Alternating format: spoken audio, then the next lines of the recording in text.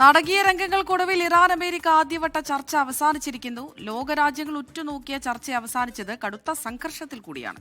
ട്രംപിന്റെ പരസ്യ പ്രസ്താവനകളിൽ വിയോജിപ്പ് അറിയിച്ച ഇറാൻ ചർച്ചയ്ക്ക് ശേഷമുള്ള ഹസ്തദാന ഫോട്ടോ സെഷനിൽ നിന്ന് വിട്ടുനിന്നു. ചർച്ചകൾ തുടരുമെന്ന് ഇരു രാജ്യങ്ങളും അറിയിച്ചു. പശ്ചിമേഷ്യൻ പ്രതിസന്ധിക്ക് പരിഹാരം കാണുന്നതിനായി സ്വിറ്റ്സർലൻഡിലെ ബെർക്കിൻസ്റ്റോക്കിൽ ആരംഭിച്ച US ഇറാൻ ഒന്നാം വട്ട ഔദ്യോഗിക ചർച്ചകൾ പൂർത്തിയായി. കടുത്ത വാക്പോരും നാടകീയതയും നിറഞ്ഞ ആദ്യഘട്ട പ്രതിനിധിതല ചർച്ച ഏകദേശം 80 മിനിറ്റോളം നീണ്ടുനിന്നു.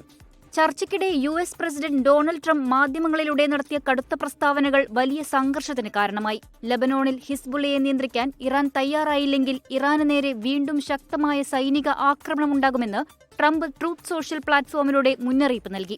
ചർച്ചകളിൽ അനുകൂലമായ തീരുമാനമുണ്ടായില്ലെങ്കിൽ ഹോർമുസ് കടലിടുക്ക് അമേരിക്കൻ സൈന്യം പിടിച്ചെടുക്കുമെന്ന് ഫോക്സ് ന്യൂസിന് നൽകിയ അഭിമുഖത്തിൽ ട്രംപ് ഭീഷണി മുഴക്കി.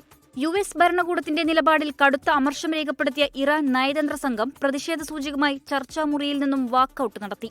ഔദ്യോഗിക ഹസ്തദാന ഫോട്ടോ സെഷനിൽ നിന്നും ഇറാൻ സംഘം പൂർണ്ണമായും വിട്ടുനിന്നു. അമേരിക്കയുടെ വെറുമൊരു മാധ്യമ ഷോയ്ക്ക് നിന്നുതരില്ലെന്ന് ഇറാൻ. അമേരിക്ക വാക്കുകൾ സൂക്ഷിച്ചുപയോഗിക്കണമെന്ന് ഇറാന്റെ parliament speaker Mohammad Baqir Ghalibaf കടുത്ത ഭാഷയിൽ മുന്നറിയിപ്പ് നൽകി. ചർച്ചയിലെ സംഘർഷങ്ങൾ നയതന്ത്രത്തിൽ സ്വാഭാവികമാണെന്ന് American vice president JD Vance പ്രതികരിച്ചു. പ്രതിസന്ധികൾക്കിടയിലും വരും ദിവസങ്ങളിൽ ചർച്ചകൾ തുടരുമെന്ന് തന്നെയാണ് ഇറാനും USഉം വ്യക്തമാക്കുന്നത്.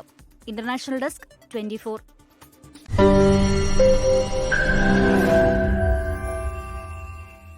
ലോകത്തെവിടെയായാലും ഏത് സമയത്തും 24 വാർത്തകളും ഓഗ്മെന്റഡ് റിയാലിറ്റി പാക്കേജുകളും എക്സ്പ്ലെയിനറുകളും വിശദമായി കാണാൻ ഞങ്ങളുടെ YouTube ചാനൽ നിങ്ങൾക്ക് സബ്സ്ക്രൈബ് ചെയ്യാം.